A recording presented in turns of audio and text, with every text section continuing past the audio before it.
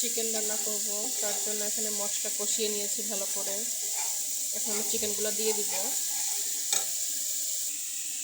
চিকেনগুলো এখানে ধুয়ে পরিষ্কার করে নিয়েছি।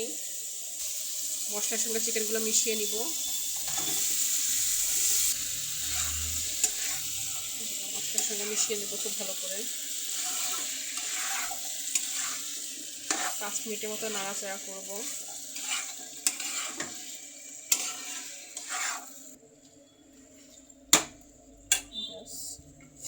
ঢাকনা দিয়ে ঢেকে দিব।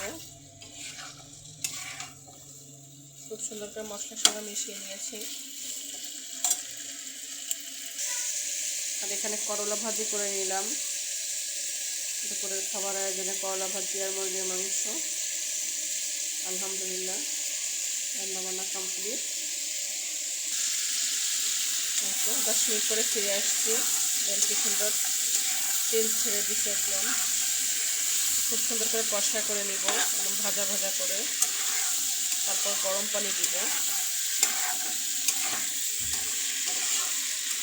আলু দিয়ে মুরগির মাংস খেতে খুবই ভালো লাগে, বাচ্চারা অনেক পছন্দ করে।